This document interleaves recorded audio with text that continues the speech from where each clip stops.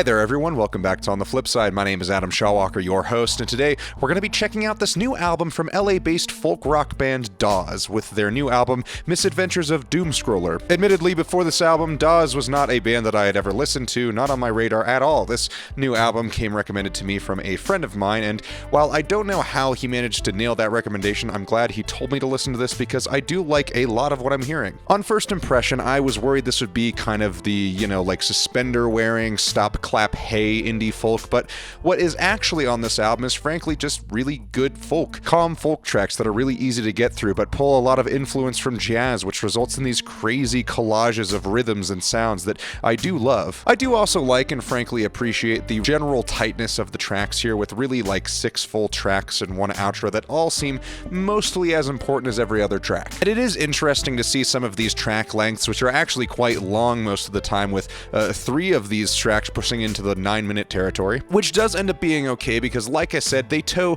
a really delicate line between folk and jazz here pretty well most of the time. It doesn't get overly folksy and out of my taste at most points, but it also doesn't descend into crazy, overwhelming jazz instrumentals either. And no hate to that style of jazz, but there's only one John Coltrane. The first track, Someone Else's Cafe / Doomscroller Tries to Relax, is a solid opener with a pretty good, almost dancey beat. There's also little hits of guitar flares here, which I do really dig. And that's just the bare bones stuff. As far as track elements go, there's a lot of moments where the track kind of goes off on these musical tangents, be it like the bass or the guitar or even the drums, which kind of all come back around to the main beat after a little bit of one of these tangents, but it's pretty cool. It's done pretty well. Lyrically, I think this track is mostly about how people can be kind of as out there or as extreme or as disagreeable as they want online, but at the end of the day, they're just another person who is generally just as unimportant as anyone else, even with these projected outward personas. And that's kind of just the first section of the song. After that, the track heads into a very groovy instrumental interlude, which is great.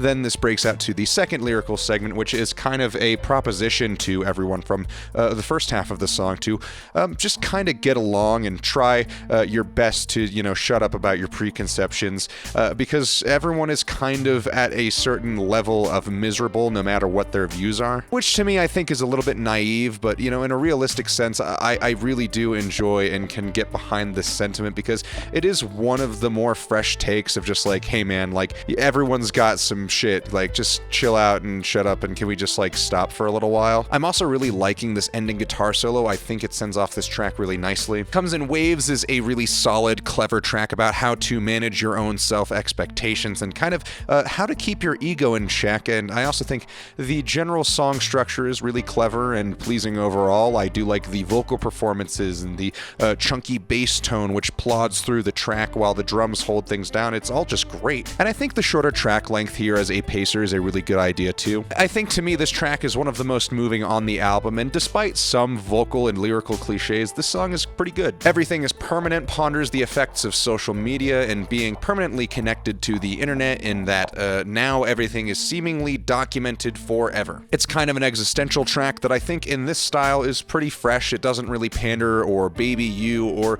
purposely treat the listener like an idiot to get some sort of weak political take across, which I do really appreciate. I think of all of the ways you could tackle modern existentialist issues and problems with technology, of all of those ways, this is a really decent and pretty well thought out expression of that frustration. Also, I'm really liking the instrumental break on this track, which is giving me some very strong King Crimson vibes at points. Really, the whole track is surprisingly proggy, and tastefully proggy too, not over the top and in your face. Ghost in the Machine is really one of the only tracks where I don't really care for the lyrics, which in this case talk about the experience of forming a band through very rose-colored glasses, and as for the music, I do like parts of the song. There's a few parts of the track that sound particularly heavily influenced by The Doors, and there's a bit of a jam-heavy focus on the song that is almost to the point where I don't know if I'm going to be a huge fan of this track after a few listens. I can at least appreciate the very bluesy guitar solos for this song, but it's still kind of a lousy balance to me between